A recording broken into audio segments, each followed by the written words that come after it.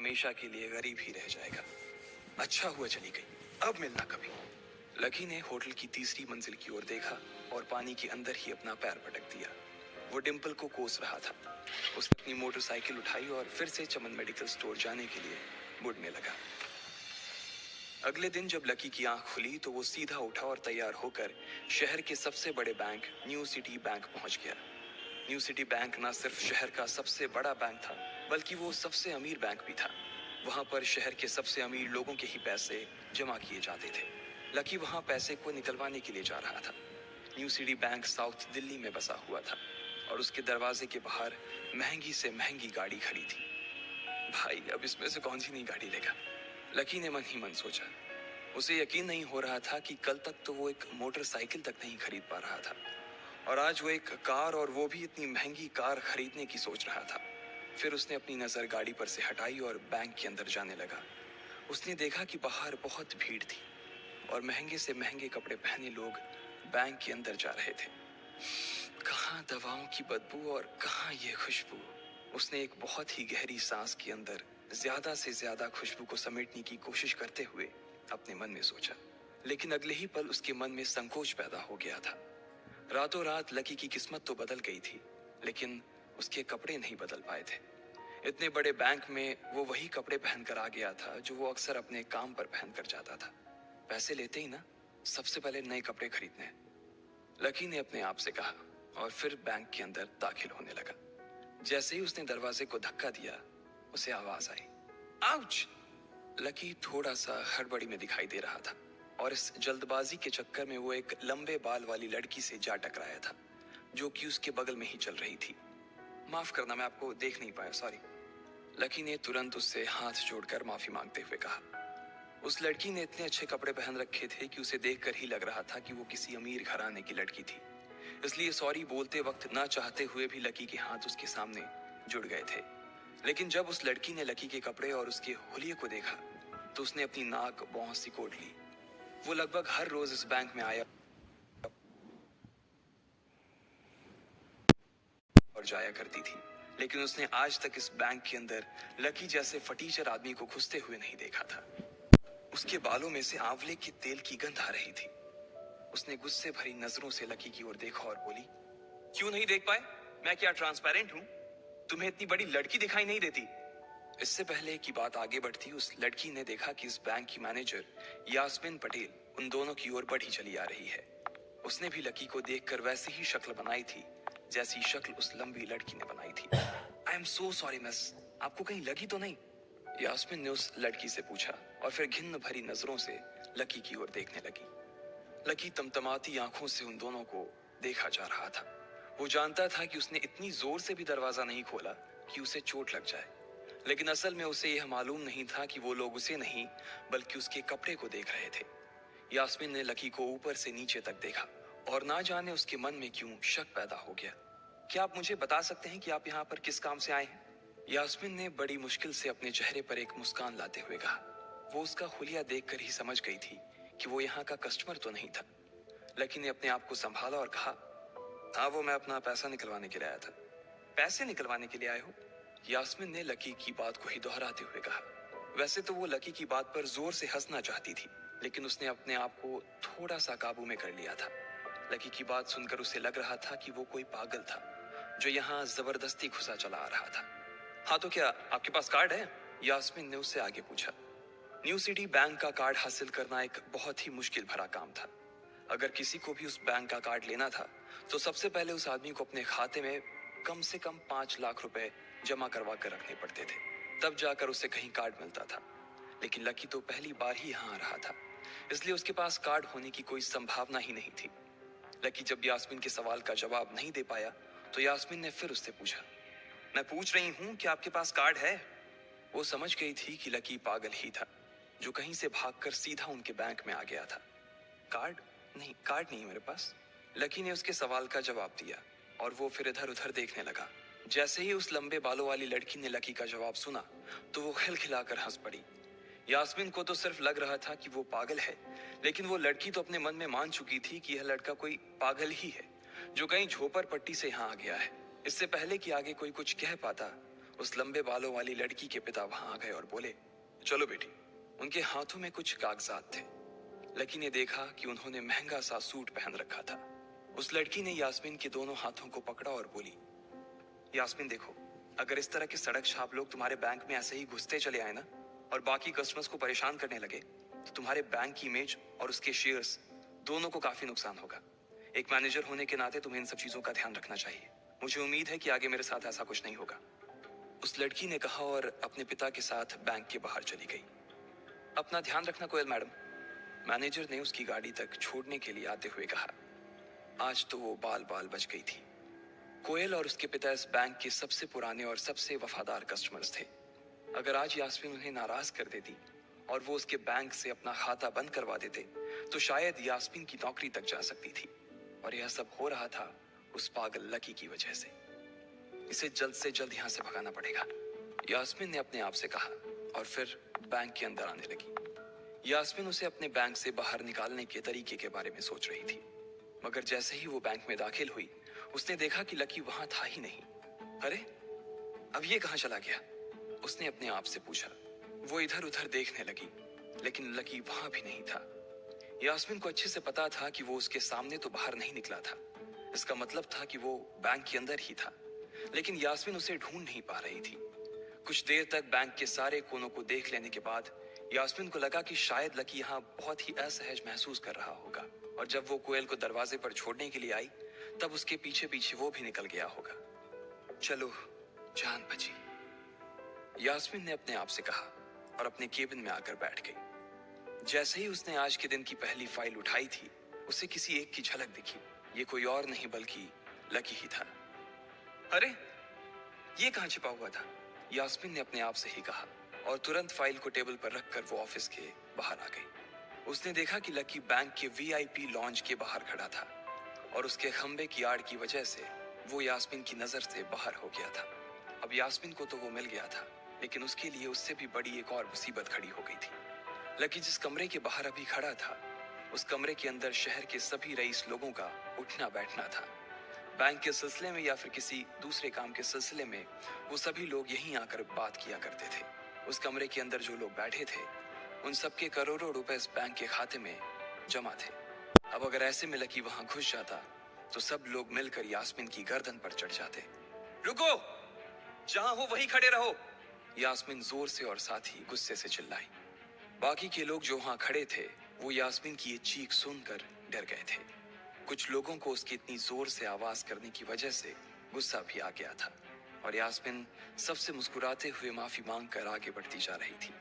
वो लकी को किसी भी तरह से उस कमरे में जाने से रोकना चाहती थी, लेकिन उससे पहले ही वो उस कमरे के अंदर दाखिल हो चुका था। अरे यार, ये आदमी है या गधा? यास्मीन ने अपना ही सिर पीटते हुए कहा, और वो भी उस कमरे के दरवाजे की ओर बढ़ने लगी। उसने उस कमरे का दरवाजा खोलने की कोशिश की, लेकिन वो अंदर से लॉक हो गया था। बाप रे, ये कैसा आदमी है? बिना परमिशन के अंदर घुसा तो घुसा, लेकिन दरवाजा भी अंदर से बंद कर लिया। अब यास्मीन की सांसें फूलती जा रही थी। उसे बहुत डर लग रहा था। उसका जी यह सोचकर घबराए जा रहा था कि ना जाने अंदर लकी और उस रिलेशन मैनेजर के बीच क्या हो रहा होगा। इधर जैसे ही लकी कमरे में दाखिल हुआ, वहां का कस्टमर रिलेशन मैनेजर, जो कि सोफे पर फैला हुआ था, वो उसे देखते ही अचानक सीधा बैठ गया। हेलो सर, कैसे हैं आप? उसके मुंह से बिना लकी को देखते हुए ये शब्द निकले। उसे याद था कि इस कमरे में कुछ खास लोग ही आते थे, और जो भी आते थे, यास्मीन उनके आने की खबर उसे पहले ही दे देती थी। लेकिन इस वक्त जो आदमी उसके सामने खड़ा था, उसे देखते ही वो अपनी जगह पर जम गया था। ना तो वो कहीं से भी वीआईपी लग रहा था, और ना ही वो उसका कोई रिश्तेदार था। कौन हो भाई तुम? क्या चाहिए तुम्हें? उस मैनेजर ने 20 साल के जवान लड़के को देखते हुए कहा। मैं यहाँ अपना पैसा लेने आया हूँ, लकी ने सीधे मुद्दे की बात को मैनेजर के सामने रखते हुए कहा। तुम्हारे पास हमारा सुप्रीम कार्ड है? मैनेजर ने उससे ऊपर से नीचे तक देखा और पूछा। नहीं नहीं, मेरे पास कोई कार्ड नहीं है, लकी ने कहा। तो फिर हम तुम्हें कोई पैसा नहीं दे सकते। चलो अभी दरवाजा खोलो और सीधा बाहर निकलो, मैनेजर ने कहा और सोफे पर से उठ गया। नहीं, मैं अपना पैसा लिए बिना नहीं जाऊंगा यहाँ से, लकी भी जिद पर अड़ गया। अरे बोला ना, बिना कार्ड वाले को पैसा नहीं मिलता है, और वो भी पैसा होगा तब तो मिलेगा ना, मैनेजर ने उसके करीब आते हुए कहा। अरे पैसा है तभी तो निकालने आया हूं सर, लकी ने कहा। देख, फालतू की बहस मत कर सुबह सुबह, वरना मैं सिक्योरिटी को बुला लूंगा तो वो लोग मार मार कर बाहर निकालेंगे तुझे। लकी यह सुनकर घबरा गया था। मैनेजर के चेहरे का गुस्सा उसे साफ नजर आ रहा था, लेकिन ऐसा भी नहीं था कि वो झूठ बोल रहा था। भले ही उसके पास कार्ड नहीं था, लेकिन इसका मतलब ये नहीं था कि वो अग्रवाल खानदान का लड़का नहीं था। जैसे जैसे मैनेजर उसकी ओर बढ़ता चला जा रहा था, लकी का डर भी बढ़ता जा रहा था। मैनेजर को लग रहा था कि वो कोई संकी था और वो उसे धक्का मारकर बाहर निकालने के लिए आगे बढ़ ही रहा था कि अचानक घबराए हुए लकी के दिमाग में एक आइडिया आया। फिंगरप्रिंट! उसने अपना अंगूठा कमरे में मौजूद उस मैनेजर के सामने उठाते हुए कहा। फिंगरप्रिंट? कौन सा फिंगरप्रिंट? मैनेजर ने चौंकते हुए पूछा। अरे अरे, आपने कहा ना कि आपको कार्ड चाहिए, पर मेरे पास कार्ड नहीं है, फिंगरप्रिंट है, और मुझे मालूम है कि आपके यहाँ फिंगरप्रिंट से भी पैसे निकलते हैं। ये कहते ही लकी ने एक राहत की सांस ली थी, लेकिन मैनेजर को यह समझ नहीं आ रहा था कि आखिर लकी को फिंगरप्रिंट की जानकारी मिली कैसे। तुम फिंगरप्रिंट यूज करना चाहते हो? मैनेजर ने लकी को घूरते हुए पूछा। लकी की शक्ल और उसका हुलिया मैनेजर के लिए उसकी बातों से मेल नहीं खा रहा था। हाँ, मैं फिंगरप्रिंट यूज करना चाहता हूँ सर, लकी ने सीना चौड़ा करते हुए कहा। उसे इस तरह देख तो मैनेजर और भी कंफ्यूज हो गया था। मैनेजर ने सोचा कि उसे एक चांस देना चाहिए, इसलिए उसने लकी को फिंगरप्रिंट इस्तेमाल करने की इजाजत दे दी थी। वो अपनी टेबल के पास गया और उसके दराज में फिंगरप्रिंट वाली मशीन ढूंढने लगा। 2-3 ड्रॉर में झांकने के बाद आखिरकार उसे वो मशीन मिल गई थी। चुपचाप यहाँ पर अपना अंगूठा लगाओ, मैनेजर ने मशीन को आगे बढ़ाते हुए लकी से कहा। लकी ने अपनी फटी हुई पैंट के पिछले हिस्से में अपना अंगूठा पोंछा और फिर उस मशीन पर लगा दिया। 2 सेकंड बाद मशीन में से एक आवाज आने लगी। उसके अंदर एक लाल बत्ती चल रही थी और वो जोर जोर से बीप कर रही थी। देखा, तुम्हारा फिंगरप्रिंट मैच नहीं कर रहा है। मैंने पहले ही बोला था कि कोई खाता नहीं है इस बैंक में तुम्हारा। मैनेजर ने लकी को ऐसे देखा जैसे वो कोई बड़ा अपराधी था। मैनेजर उसकी पैंट की ओर देखने लगा। उसे लग रहा था कि लकी ने अपनी जेब में कोई हथियार छुपा रखा था और वो मैनेजर को बेवकूफ बना रहा था। इससे पहले कि लकी अपनी जेब से कोई बंदूक या बम निकालता, मैनेजर ने अपना फोन निकाला और पुलिस का नंबर लगाने लगा। लकी ने उसकी स्क्रीन पर देख लिया था कि वो 100 नंबर पर फोन लगा रहा था। लकी बुरी तरह से घबरा गया था। वो बहुत ही उत्साह और जोश में अंदर तक तो चला गया था, लेकिन उसे मालूम नहीं था कि वो इतनी बड़ी मुसीबत में फंसने वाला है। अब आगे क्या होने वाला था? क्या लकी उसे पुलिस को बुलाने से रोक पाता? कहीं उसे कोई फेक मैसेज तो नहीं आया था? लकी कैसे इन मुसीबत से बाहर निकलेगा?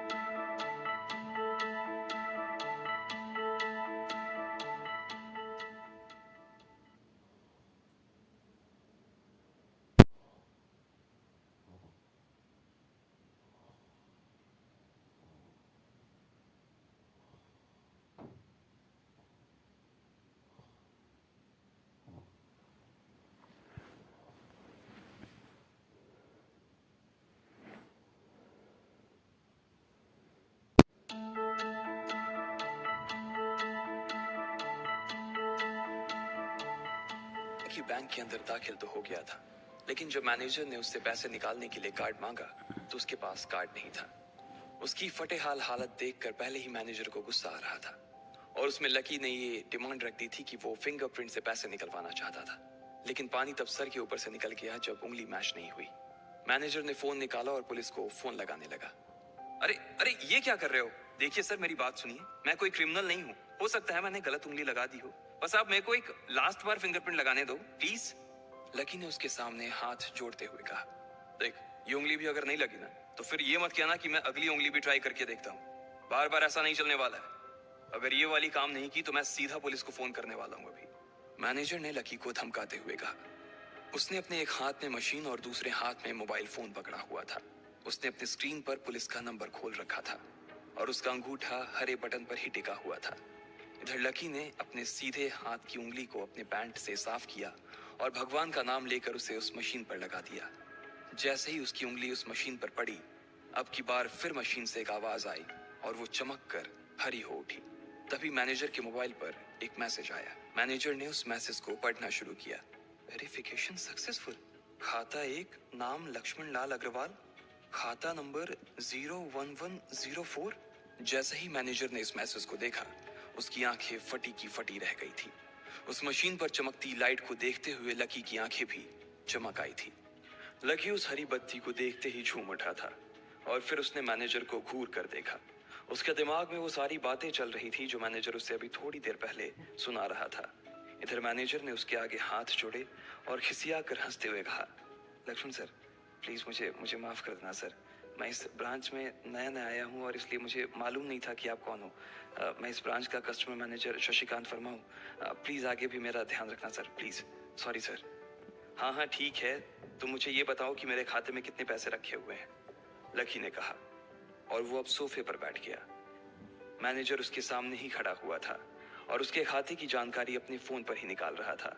उसने अपने फोन पर इधर उधर कुछ उंगलियां चलाई और बोला, हो गया सर, आपके खाते में इस वक्त 90,80,70,650 रुपए रखे हुए हैं सर। शशिकांत के खुद के होश इतनी बड़ी रकम को देखने के बाद उड़ गए थे। उसे विश्वास नहीं हो रहा था कि इस आदमी के खाते में इतना पैसा भी हो सकता था। लकी की शक्ल देखकर तो यही लग रहा था कि उसकी उम्र 20 से 22 साल से ज्यादा नहीं थी। ऐसे में अगर उसके खाते में इतना सारा पैसा रखा हुआ था तो ये वाकई बहुत बड़ी बात थी। शशिकांत अपने मन में ये सोच रहा था कि दुनिया के 99% लोग ही अपनी पूरी जिंदगी काम करने के बाद भी इतना पैसा नहीं कमा सकते थे जितना कि लकी के खाते में इतनी छोटी सी उम्र में रखा हुआ था। लेकिन लकी ने इधर जब उसके फोन में अपने खाते पर पड़ी हुई जानकारी को देखा तो उसे कुछ अजीब सा लगा। उसे लग रहा था कि उसे तुरंत इतने पैसों के हिसाब से अब अपनी जिंदगी को ढालने की कोशिश करनी शुरू कर देनी चाहिए, वरना उसके साथ वही होने वाला था जो आज बैंक में उसके साथ हुआ था। अरे अरे सर, खाते में पैसे के अलावा और भी चीजें हैं जो मैं आपको बताना चाहता हूँ सर।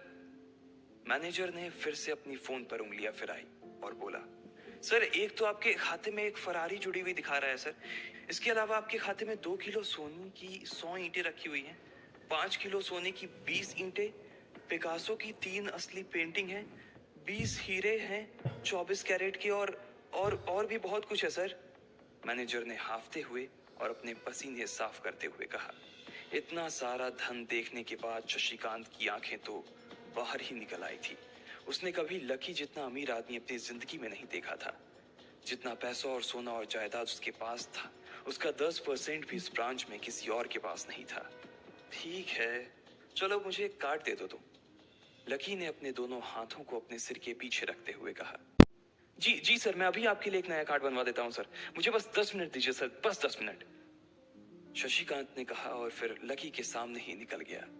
जितनी देर में लकी ने अपने फोन पर फिर से उस मैसेज को खोलकर देखा, उतनी ही देर में मैनेजर उसके लिए एक चमकता हुआ सुप्रीम कार्ड लेकर उसके सामने आ गया था। लेकिन उस कार्ड को देखने के बाद ना जाने क्यों मैनेजर को ऐसा लग रहा था कि यह कार्ड लकी की संपत्ति के आगे कुछ भी नहीं था। फिर भी मैनेजर इसमें कुछ नहीं कर सकता था क्योंकि वो जानता था कि उसके पास इस ब्रांच में इससे बड़ा और कोई कार्ड नहीं था। इसलिए फिलहाल वो लकी को यही दे सकता था। उसने उस कार्ड पर लकी का पूरा नाम लक्ष्मण लाल अग्रवाल गुदवा दिया था। लीजिए सर आपका कार्ड, पासवर्ड वगैरह सर आपको ईमेल पे मिल जाएगा, शशिकांत ने मुस्कुराते हुए कहा और वो लकी के सामने हाथ बांधकर खड़ा हो गया। इधर लकी ने उस कार्ड को उलट पलट कर देखा और फिर अपनी जगह से खड़ा होकर वो बाहर निकलने लगा।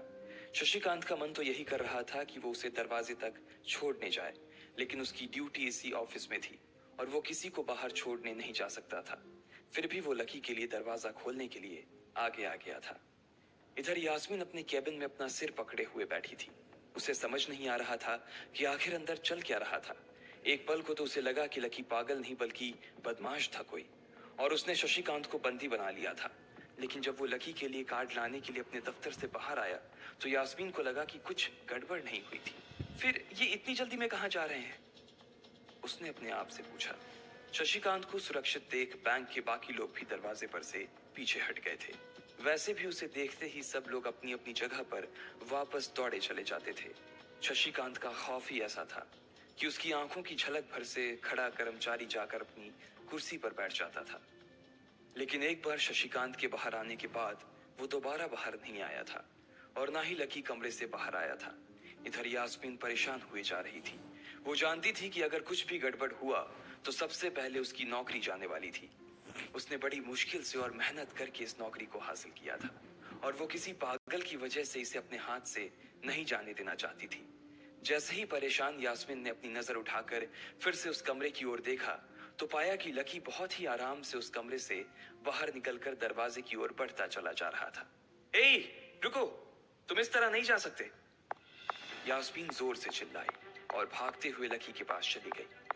तुम्हारी हिम्मत कैसे हुई जबरदस्ती हमारे वीआईपी रूम में घुसे चले जाने की? यास्मीन ने गुस्से में पूछा। उसका मन तो यही कर रहा था कि वो अभी लकी का गिरबान पकड़कर उसे झकझोर दे, लेकिन उसने अपने आप को रोक रखा था। मैंने पहले भी कहा था ना आपसे, मैं यहाँ सिर्फ अपना पैसा लेने आया था और कुछ नहीं, लकी ने कहा और मुस्कुराने लगा। यास्मीन ने देखा कि उसके हाथ में एक सुप्रीम कार्ड था और वो उसकी उंगलियों के बीच चमक रहा था। यास्मीन के दिमाग में आया कि लकी ने ये कार्ड कहीं अंदर से चुरा तो नहीं लिया, और इससे पहले कि वो यहाँ से चोरी करके भागता, यास्मीन जोर से चिल्लाई, सिक्योरिटी, सिक्योरिटी। उसकी आवाज को सुनते ही दो बंदूक वाले गार्ड भागे भागे यास्मीन के पास आ गए। ये चोरी करके भाग रहा है, पकड़ो इसे। लकी ने जब यास्मीन के मुंह से ये बात सुनी तो उसके कान खड़े हो गए। इससे पहले कि वो वहां से अपनी जान बचाकर भाग पाता, सिक्योरिटी वालों ने उसे धर दबोच लिया था और फिर उसकी जेब टटोलने लगे थे। इधर यास्मीन ने देखा कि उस सुप्रीम कार्ड पर उसने अपना नाम भी गुदवा लिया था। तुम्हारी इतनी हिम्मत कि तुमने शशिकांत सर को डरा कर अपना नाम भी लिखवा लिया इस पर। इसकी जेब चेक करो, यास्मीन ने गुस्से से कहा। दोनों में से एक गार्ड लकी की जेब टटोलने लगा था।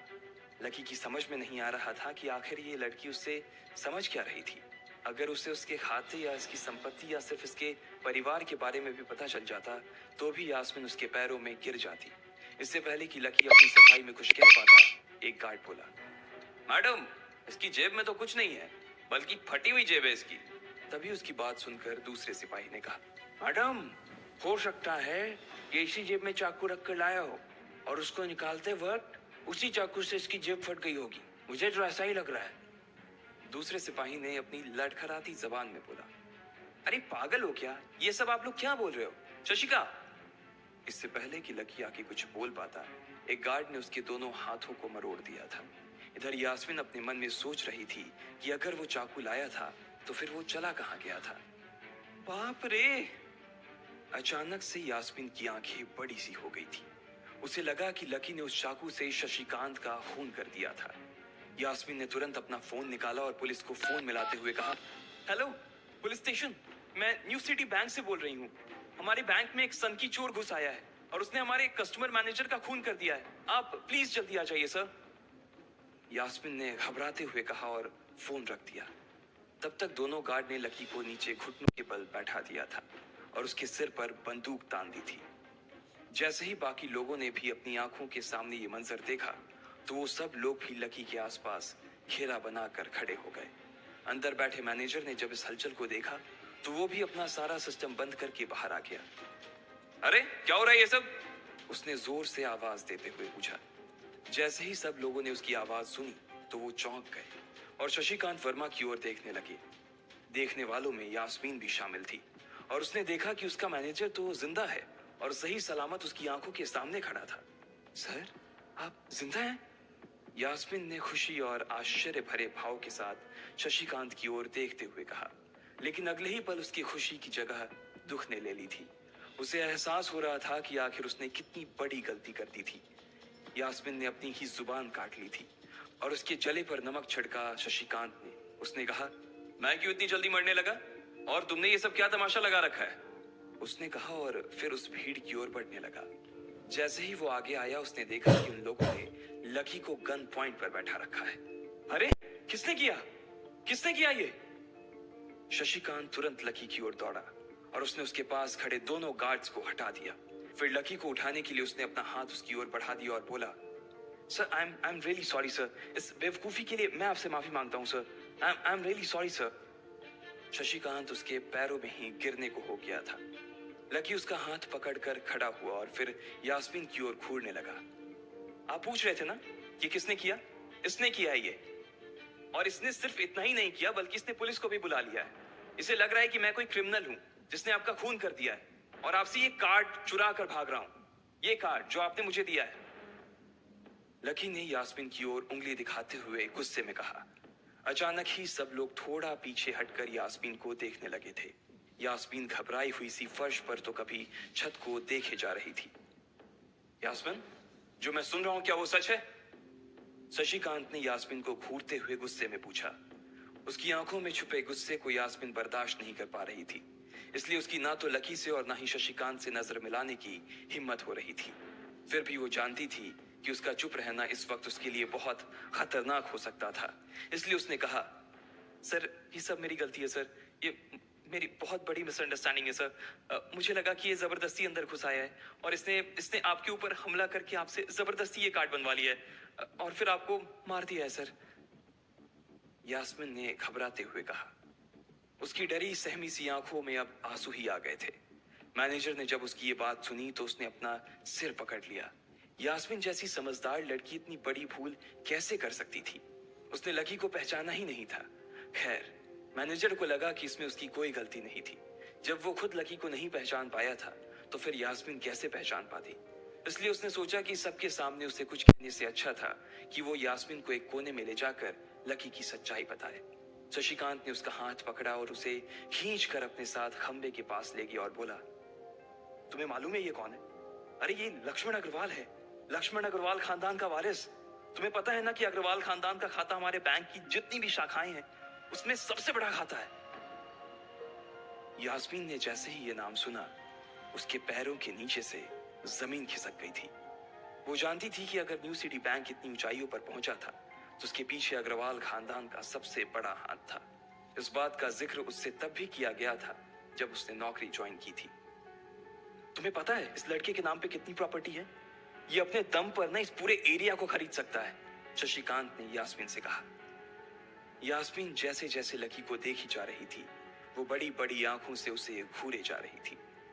लकी कभी उन दोनों को देख रहा था तो कभी अपने आसपास खड़े लोगों को देख रहा था। अब सबसे पहले तो पुलिस को फोन करो और उनसे कहो कि हमसे गलती हो गई थी, और उसके बाद जाकर तुम उनसे भी माफी मांगो, और अगर उन्होंने तुम्हें माफ कर दिया तो तुम्हारी किस्मत, वरना समझ लेना कि तुम्हारी नौकरी चली गई, शशिकांत ने कहा और दौड़कर लकी के पास जाकर खड़ा हो गया। इधर यास्मीन अभी भी वहीं पर खड़ी थी। अभी अभी जो शशिकांत उसे बता कर गया था वो यास्मीन पचा नहीं पा रही थी। उसे लग रहा था कि इसमें उसकी कोई गलती नहीं थी, लेकिन कोई उसकी सुनने वाला नहीं था। बैंक उस छोटी सी मैनेजर के चक्कर में अपने सबसे बड़े कस्टमर को छोड़ने वाला तो नहीं था। अब मेरे पास और कोई रास्ता नहीं बचा है, यास्मीन ने निराश होते हुए अपने आप से कहा, और फिर अपनी जेब से फोन निकालकर पुलिस थाने में फोन लगाया। जैसे ही यास्मीन ने पुलिस वालों से ये कहा कि उससे गलती हो गई और जिसे वो बदमाश समझ रही थी असल में वो बदमाश नहीं बल्कि शहर के सबसे बड़े रईस का बेटा था, तो उधर से आवाज आई, मैडम सॉरी, लेकिन अब तो गाड़ी निकल गई है, वहां पहुंचती होगी, अब आपको जो भी कहना है इंस्पेक्टर साहब से कह देना। और उस पुलिस वाले ने फोन काट दिया। मर गए, यास्मीन ने अपने आप से निराश होते हुए कहा। उसके हाथ थर थर कांप रहे थे। उसे समझ नहीं आ रहा था कि अब वो क्या करे। अब उसके पास लकी से माफी मांगने के अलावा और कोई चारा नहीं बचा था। लेकिन अगर लकी सर ने मुझे माफ नहीं किया और उल्टा मेरे ऊपर डिफेमेशन का चार्ज लगा दिया तो, यास्मीन ने अपने आप से कहा, और वो अब और भी ज्यादा घबरा गई थी। उसने देखा कि लकी उसे घूर कर देख रहा था। शशिकांत पूरी कोशिश कर रहा था कि वो लकी को शांत करवा सके, लेकिन लकी वहां से हिलने का नाम तक नहीं ले रहा था। यास्मीन उसके पास पहुंच गई थी।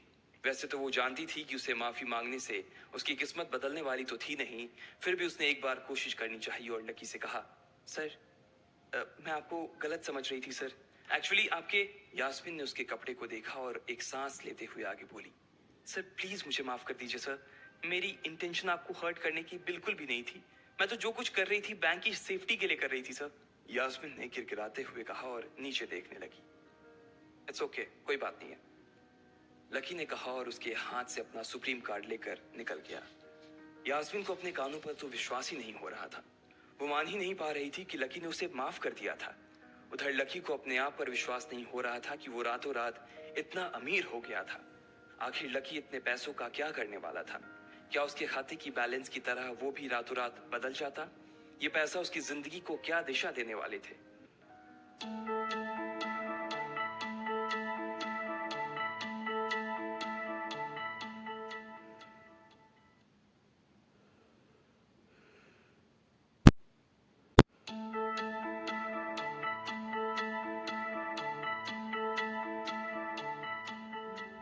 लकी न्यू सिटी बैंक से अपना सुप्रीम कार्ड लेकर निकल रहा था। असल में उसे क्लास में जाने में देर हो रही थी, इसलिए वो बिना यास्मीन से कुछ कहे या उसे सबक सिखाए वहां से निकल गया था। लकी दिल्ली यूनिवर्सिटी के ही एक कॉलेज में पढ़ता था। जैसे ही वो कॉलेज के अंदर दाखिल हुआ, उसके पैर एक कीचड़ से भरे गड्ढे में पड़ गए। ओह शिट, उसने अपने आप से कहा और अपने जूतों को पास की सड़क पर साफ करने लगा। वो कॉलेज एडमिनिस्ट्रेशन के दफ्तर की ओर देखकर उसे कोस रहा था। कॉलेज की सड़कों पर इतने सारे गड्ढे हो गए थे, लेकिन वो लोग एक भी गड्ढा नहीं भरवा रहे थे। जब भी लकी इस चीज की कंप्लेन करने के लिए वहां जाता, तो वो इसे ये कह देते कि फंड ही नहीं है। उसने जैसे तैसे अपना जूता तो साफ कर लिया था, लेकिन वो अपनी पैंट पर लगे कीचड़ के दाग को साफ नहीं कर पाया था। वो बाथरूम की ओर जा पाता, इतने में क्लास की घंटी बज गई। वो भागते हुए क्लास में पहुंचा।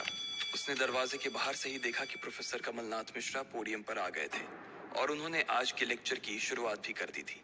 जैसे ही उनकी नजर बाहर खड़े लकी पर पड़ी, तो उनकी आंखें निराशा से भर आई। इधर लकी का सिर भी शर्म से झुक गया था और उसे अंदर ही अंदर बुरा लग रहा था। कॉलेज में जितने भी प्रोफेसर थे, उनमें से कमलनाथ जी को लकी सबसे ज्यादा पसंद करता था। बाकी प्रोफेसर ये बात जानते थे कि लकी पढ़ाई के साथ साथ जॉब भी करता था, इसलिए उसका पढ़ाई में ध्यान नहीं था। इसलिए वो भी लकी के ऊपर ज्यादा ध्यान नहीं देते थे। कुछ लोग तो पूरी क्लास के सामने उसका मजाक भी उड़ाते थे, लेकिन सिर्फ कमलनाथ जी ही ऐसे प्रोफेसर थे जो उसके साथ बराबरी का व्यवहार करते थे। लकी बिना कुछ कहे वैसे ही अपना सिर नीचे झुकाए क्लास में दाखिल हो गया। जैसे ही उसके पैर क्लास में पड़े, सभी लोग उसकी ओर देखने लगे। अबे, ये फटीचर कब से लेट आने लगा? सूरज पश्चिम से उग सकता है, लेकिन ये कभी लेट नहीं हो सकता। आज क्या हो गया इसे? एक लड़के ने लकी को चिढ़ाते हुए कहा। अबे यार, इसकी पैंट तो देख, कितनी गंदी है। भाई, क्लास में लड़कियां भी होती हैं, कम से कम कपड़े तो ढंग से पहन के आ यार। दूसरे लड़के ने कहा, और उसकी ये बात सुनकर उसके पास बैठी लड़की हंस दी और बोली, अरे कहां से पहन कर आता? कपड़े के लिए तो पैसे हैं नहीं इसके पास। एक ये कपड़ा है इसके पास, बहुत है इसके लिए। क्लास में बैठे सभी लोगों ने लकी के ऊपर फफ्तियां कसनी शुरू कर दी थी।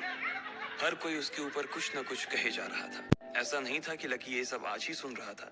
इस तरह की फफ्तियों का सामना वो रोज करता था। रोज उसे ऐसी बातें सुनकर बुरा भी लगता था, और आज भी उसने अपना सिर नीचे तो झुका लिया था, लेकिन आज उसके चेहरे पर एक मुस्कान थी। इन लोगों को पता नहीं था कि यह अनलकी आज कितना लकी होकर आ रहा है। जैसे ही क्लास में बैठे बच्चों का शोर बढ़ने लगा, उधर से कमलनाथ जी ने चिल्लाते हुए कहा, आपस में बात करना बंद करो। अगर तुम लोग इस तरह बात करते रहोगे तो मैं आगे नहीं पढ़ाऊंगा। सभी लोग शांत होकर उनकी बात सुनने लग गए। तब तक लकी भी अपनी कुर्सी पर जाकर बैठ गया था। कमलनाथ जी ने फिर से पढ़ाना शुरू किया, और पढ़ाते पढ़ाते ना जाने क्यों उनकी नजर बार बार लकी की ओर जा रही थी। लकी को समझ नहीं आ रहा था कि कमलनाथ जी ऐसा जानबूझकर कर रहे थे। उनकी आंखों को देखकर ऐसा लग रहा था कि उनमें लकी के लिए ढेर सारा गुस्सा भरा हुआ था।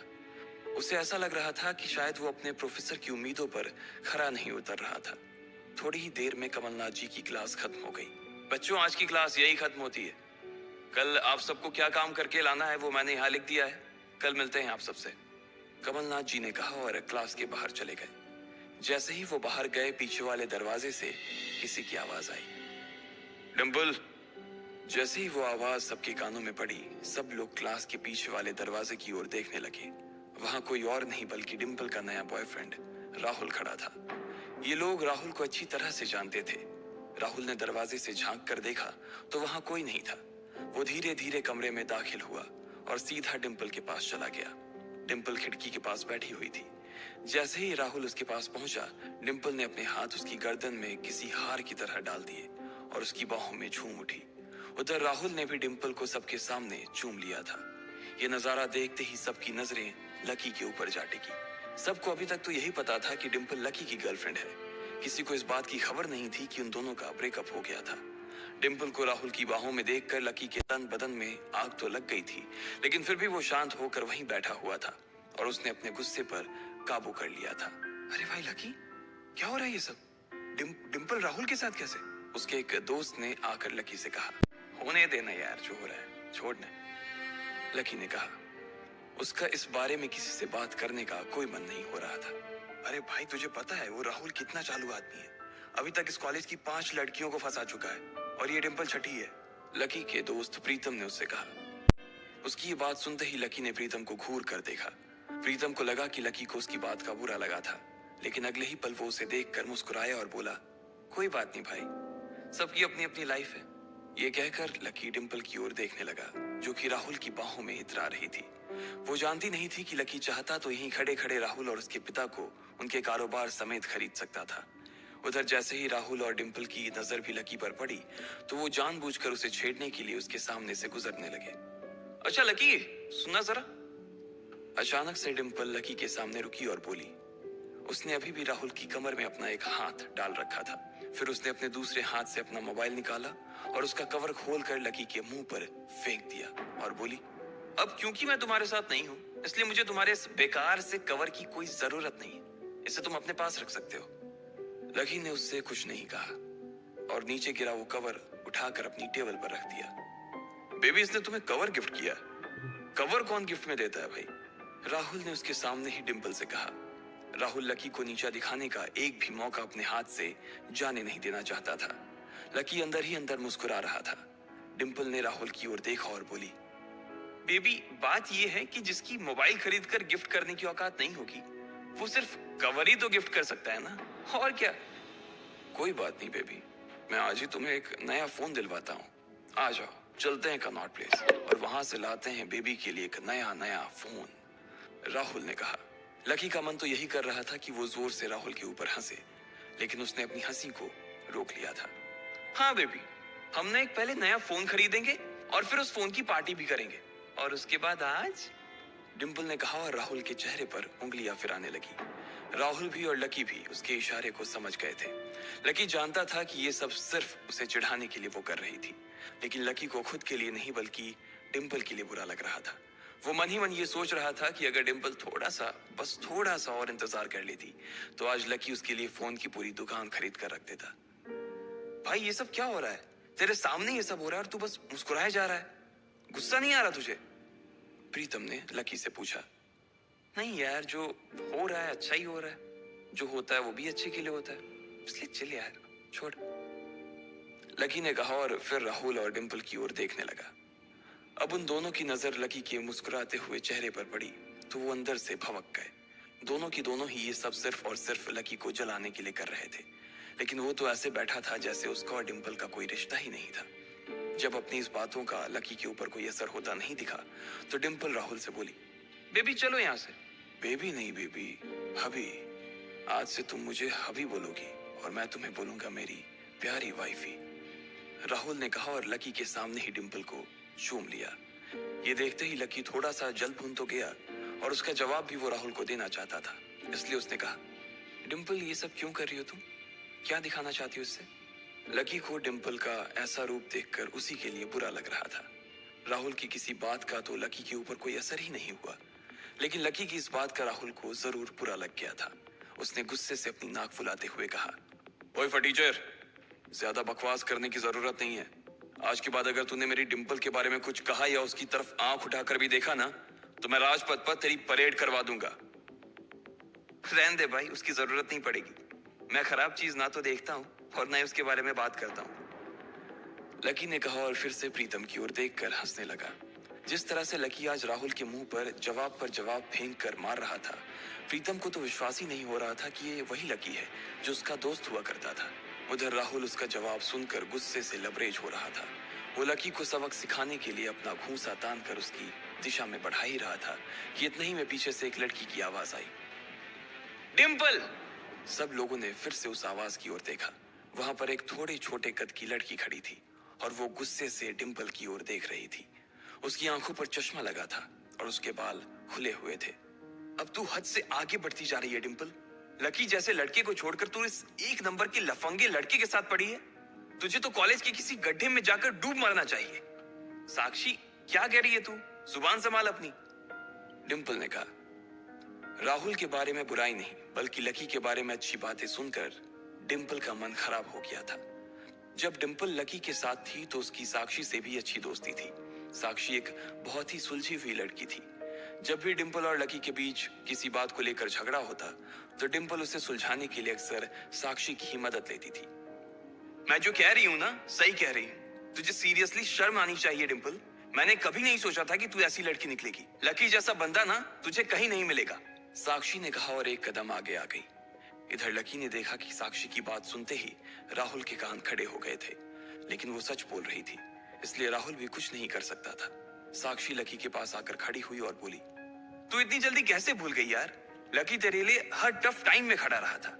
जब भी तू बीमार होती थी और तेरे खड़े होने की भी हालत नहीं होती थी, तो बेचारा तेरे लिए खाना बनाता था, तेरे कपड़े धोता था और तो और तेरे लिए दवाई तक लेके आता था। तुझे याद है ना जब हम हिमाचल घूमने गए थे और तेरे पैर में मोच आ गई थी, तो ये बेचारा अपनी नौकरी छोड़कर भागा भागा रात में हमारे पास आ गया था। इतना प्यार किया इसने तुझसे और तू इसे छोड़कर जा रही है। साक्षी ने कहा। अपने लिए साक्षी के मुंह से इतना सब कुछ सुन लेने के बाद लकी ने अपनी गर्दन नीचे झुका ली थी। उसे डिंपल के साथ बिताए वो सारे लम्हे याद आ रहे थे। वो डिंपल के ऊपर जान छिड़कता था। उसका बस चलता तो वो डिंपल को अपनी हथेलियों पर लेकर घूमता। भले ही उस वक्त उसके पास पैसे नहीं थे, लेकिन वो फिर भी डिंपल की छोटी सी छोटी डिमांड को पूरा करने के लिए अपनी जान लगा देता था। जो कवर डिंपल ने उसके मुंह पर फेंक कर मारा था, वो कवर को खरीदने के लिए लकी ने 3 दिन तक ओवर टाइम किया था। लकी को जैसे ही ये सब याद आया, उसकी पलकों की कोरे भीग गई थी। इधर साक्षी की बात पूरी नहीं हुई थी। उसने आगे कहा, अरे ये लकी अपनी छोटी सी सैलरी में से भी रोज तेरे गोलगप्पे के लिए पैसे निकाल लेता था। तुझे नहीं पता है, मुझे पता है कि आज भी एक बाइक खरीदने के लिए बंदा तेरे लिए पैसे जुटा रहा था। रोज दाल और रोटी खा रहा है, सिर्फ इसलिए ताकि तुझे बाइक पर घुमा सके, और तू ऐसे आदमी को नीचा दिखाने की कोशिश कर रही है।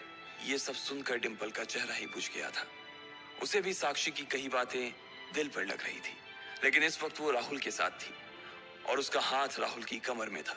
वो चाह कर भी राहुल के खिलाफ ना तो कुछ बोल सकती थी और ना ही कुछ सुन सकती थी। इसलिए उसने अपने बचाव में कहा, हाँ तो ये तो इसका प्रॉब्लम है ना। मैंने इससे पहले ही कहा था कि ये मेरा प्यार अफोर्ड नहीं कर पाएगा, तो फिर ये मेरे साथ इतना आगे क्यों बढ़ा? आज अगर मैं चीज सैंडविच खा सकती हूँ, तो फिर मैं बिना घी वाली रोटी क्यों खाऊं? लकी डिंपल की ये बात सब सुन रहा था और उससे पहले कि वो कुछ जवाब देता, अचानक ही उसका फोन बज उठा। उसने मोबाइल निकाल कर देखा तो पाया कि किसी अनजान नंबर से उसे फोन आया था। साक्षी और डिंपल के बीच हो रही बहस के बीच ही लकी फोन उठाने के लिए वहां से निकल गया। देखा कितनी बदतमीजी से उठ के चला गया। चलो अभी। डिंपल ने राहुल के हाथ को कसकर पकड़ा और निकल गई। इधर फोन पर लकी कुछ बोलता उससे पहले ही दूसरी तरफ से आवाज आई, बहुत हो गया लक्ष्मण, अब बस घर आ जा जल्दी से। यह आवाज सुनते ही लकी एक पल में उसे पहचान गया था।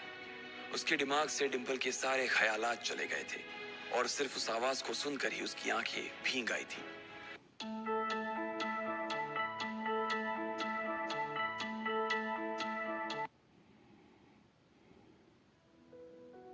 लकी फोन पर उसकी माँ की आवाज पहचान गया था। मैं जल्दी आ जाऊंगा माँ, बस पढ़ाई खत्म होते ही आ जाऊंगा, लकी ने कहा। उसकी आंखें डबडबा आई थी। इससे पहले कि वो आगे और कुछ बोल पाता, उसकी माँ ने कहा, बस अब कितना पढ़ेगा, तू अब जल्दी से आ जा, मैंने तेरे लिए एक लड़की भी ढूंढ रखी है, माँ ने कहा। और ये सुनते ही लकी के होश उड़ गए।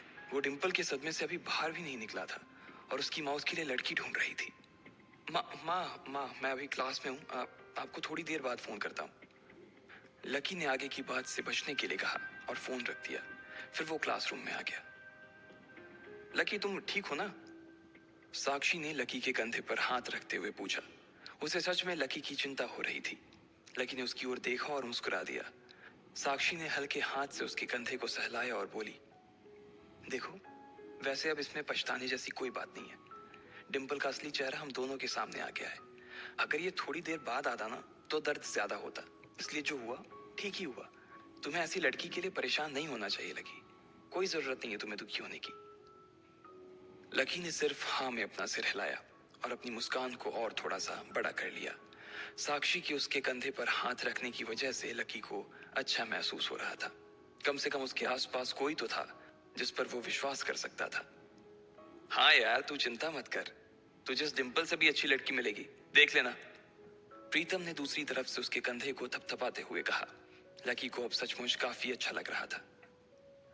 अच्छा चलो, आज हम तुम्हारे आजाद होने का ना जश्न मनाते हैं। मैं अपनी तरफ से तुम्हें ट्रीट दूंगी। कॉलेज के बाहर कहीं चलें? कैंटीन का खा खा करना मैं बोर हो गई हूँ, साक्षी ने कहा। हाँ यार कैंटीन से तो मैं भी बोर हो गया हूँ, प्रीतम ने कहा। साक्षी ने उसे घूर कर देखा और बोली, अबे तुम्हें कौन ले जा रहा है? ये सुनते ही प्रीतम को झटका सा लग गया। वो जानता था कि साक्षी बहुत ही साफ और सपाट बात करने वाली लड़की थी, लेकिन एक दिन वो उसकी इसी साफ गोई का शिकार हो जाएगा, उसे अंदाजा नहीं था। नहीं नहीं, मैं तो खुद भी नहीं जा रहा था यार। मुझे तो निम्मी से मिलने के लिए जाना था। मैं तो बस बता रहा था कि मैं भी बोर हो गया हूँ कैंटीन का खा खा कर। प्रीतम ने अपनी ओर से सफाई देते हुए कहा। हाँ, लेकिन ट्रीट तुम मुझे नहीं, मैं तुम्हें दूंगा। पर आज नहीं, किसी और दिन। और इस बार हम उस चमन पाव भाजी वाले के पास नहीं जाएंगे। उससे थोड़ी दूरी पर सामने वाली लेन में जो रेस्टोरेंट है ना, सन एंड मून, वहां चलकर खाना खाएंगे। लकी ने कहा और अपनी जगह से खड़ा हो गया। साक्षी ने जब उसके मुंह से सन एंड मून का नाम सुना तो उसके कान खड़े हो गए। उसे उम्मीद नहीं थी कि लकी को डिंपल के जाने के बाद इतना बड़ा झटका लगेगा। जितना पैसा लकी 10 दिन में कमाता था, साक्षी ने सुना था कि सन एंड मून में उतना पैसा सिर्फ एक बार में ही पूरा हो जाता था। उसे विश्वास नहीं हो रहा था कि लकी इतना बड़ा कदम उठा लेगा। वो झिझक कर हंस पड़ी और बोली, हाँ हाँ ठीक है, मतलब ठीक है, मैं इंतजार करूंगी। वैसे तुम्हें एक बात बताऊं लकी, मैं ना अभी तक सन एंड मून के अंदर गई नहीं हूँ। साक्षी के चेहरे पर हल्की सी शर्म आ गई थी। साक्षी को लगा कि लकी ने सिर्फ जज्बात में बहकर यह बात बोल दी थी कि वो उसे सन एंड मून में ट्रीट देने वाला था। लेकिन उसे मालूम नहीं था कि वो साक्षी को जिंदगी भर भी अगर वहां खिलाता तो भी उसकी जायदाद पर कोई असर नहीं होने वाला था। ठीक है, तो फिर मिलते हैं फिर। बाय लकी, साक्षी ने कहा और वहां से निकल गई। इधर प्रीतम और उसके दूसरे दोस्त भी उसे अपने साथ लेकर कैंटीन की ओर आ गए। जैसे ही वो कैफेटेरिया में दाखिल होने वाले थे, अचानक से गर्वित रुक गया। उसकी आंखें उसके फोन पर गड़ी हुई थी और एक पल के लिए फोन को देखने के बाद गर्वित ने कहा, भाई साहब, ये अमित ने ग्रुप चैट पर अपनी फजीयत करवा ली यार। खोलो अपना ग्रुप चैट, खोलो अपना हॉस्टल वाला ग्रुप, देखो क्या लिखा है इसने। लकी और प्रीतम ने तुरंत अपना फोन निकाला और हॉस्टल वाला ग्रुप खोल लिया। हालांकि लकी ने हॉस्टल छोड़ दिया था और सिर्फ डिंपल की वजह से वो एक छोटे से कमरे में रहने के लिए आ गया था, फिर भी उसने हॉस्टल का ग्रुप नहीं छोड़ा था। और न ही प्रीतम और गर्वित उसे ग्रुप छोड़ने देना चाहते थे। गर्वित की बात सुनते ही तुरंत लकी और प्रीतम ने अपनी जेब से फोन निकाला और देखा। अरे बाप रे, कितना बड़ा गधा है ये। लकी ने उन दोनों से कहा। अमित ने उस ग्रुप में एक मैसेज भेजा हुआ था जिसमें लिखा था, दोस्तों, आज से तुम्हारा भाई अमित सबके सामने ये ऐलान करना चाहता है कि तुम्हारा भाई फिर से सिंगल से मिंगल हो गया है। सबके सब जल्दी आओ हॉस्टल। आज का लंच तुम्हारे भाई की तरफ से है। चलो अच्छा है, किसी को तो लड़की मिली। वैसे भी इसका अकेलापन झेला नहीं जा रहा था। लकी ने कहा, चलो चलो हॉस्टल चलते हैं, साले की आज जमकर खींचेंगे। प्रीतम ने कहा। गर्वित और प्रीतम तो आगे बढ़ गए, लेकिन लकी वहीं रुक गया था। वो उनके साथ आने में थोड़ा सा झिझक रहा था। अबे क्या हुआ, तू क्यों रुक गया, भूख नहीं लगी है? गर्वित ने पूछा। लगी है यार, पर तुम लोग जाओ, मैं यहीं कुछ खा लूंगा। लकी ने अपनी नजर बचाते हुए जवाब दिया। अरे अब यहाँ किसके साथ खाएगा? तेरे साथ खाने वाली तो अभी किसी और के साथ खा रही है, इसलिए चलना भाई, हमारे साथ खा लेना। वैसे भी अमित ने पूरे ग्रुप को बुलाया है और पूरे ग्रुप में तू भी तो आता है। प्रीतम ने कहा। हाँ, पर लकी के पास इससे आगे कहने को कुछ नहीं बचा था। उसका मन तो उन दोनों के साथ जाने का बहुत कर रहा था, पर वो फिर से हॉस्टल नहीं जाना चाहता था। अब वो हॉस्टल का हिस्सा नहीं रह गया था, इसलिए उसे लग रहा था कि वहां खाना ठीक नहीं था। भाई मुझे मालूम है तू क्या सोच रहा है, लेकिन तुझे मालूम है कि हम क्या सोच रहे हैं? गर्वित ने कहा। क्या सोच रहे हो? लकी ने उत्साह में पूछा। प्रीतम और गर्वित दोनों मुस्कुराने लगे और लकी को देखकर बोले, आज के आज ही हम तेरा कमरा खाली कर देंगे। गर्वित ने कहा। क्यों क्यों खाली कर दोगे? लकी ने पूछा। क्योंकि तू फिर से हमारे साथ रहने के लिए आने वाला है साले। प्रीतम ने खुशी से उसके कंधे पर हाथ रखा और उसे खींचकर अपने साथ लाने लगा। लकी ये बात सुनकर खुश हो गया था। उसे लग रहा था कि डिंपल के जाने के बाद उस कमरे में वो अकेला हो जाए।